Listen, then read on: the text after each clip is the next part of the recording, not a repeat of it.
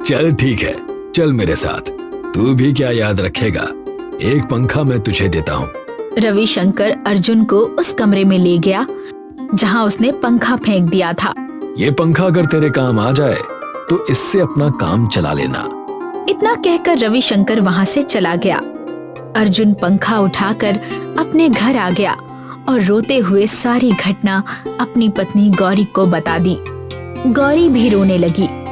अगर आप शारीरिक रूप से स्वस्थ होते तो रविशंकर के इतने ताने आपको नहीं सुनने पड़ते।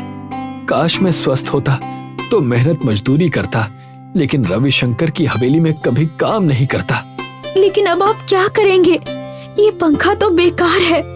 चिंता मत करो, मैं इसे बिजली मिस्त्री की दुकान पर दिखा कर आता हूँ। अर्जुन पंखा लेकर बिजली मिस्त्री की दुकान पर पहुंचा। इसे ठीक कर दीजिए, लेकिन मेरे पास आपको देने के लिए पैसे नहीं है। मिस्त्री अर्जुन को पहचानता था। मुझे तुमसे पैसे नहीं चाहिए, शाम को अपना पंखा उठा कर ले जाना। अर्जुन चुपचाप घर लौट आया। शाम को जब वो वापस गया, ये लो, लगता है किसी ने इसे बहुत जोर से फेंका था, इसीलिए इसके पंखे टेढ़े हो गए थे। मैंने सब सही कर दिया है। अर्जुन पंखा लेकर घर आ गया। पंखा देखकर गौरी कुछ देर के लिए खुश हुई, फिर उदास हो गई। लेकिन इसे चलाएंगे कैसे? हमारे घर तो बिजली भी नहीं है। मैं पड़ोसी से बिजली मांग कर देखता हूँ। अर्जुन पड़ोस में रहने वाली गंगा ताई के घर पहुँचा।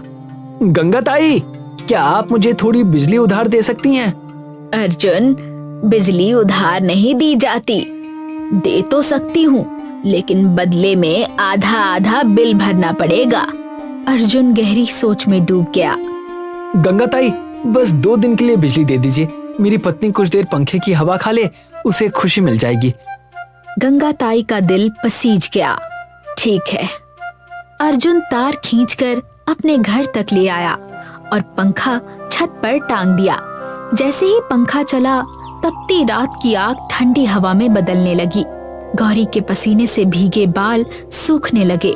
उसकी सांसें हल्की हो गईं। जिस शरीर पर गर्मी चुभ रही थी, वही शरीर अब सुकून की ठंडी हवा में डूब गया। गौरी और अर्जुन पंखे के नीचे बैठ गए।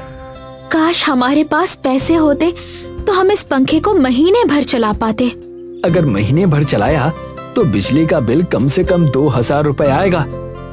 गौरी ऊपर घूमते पंखे को देखने लगी।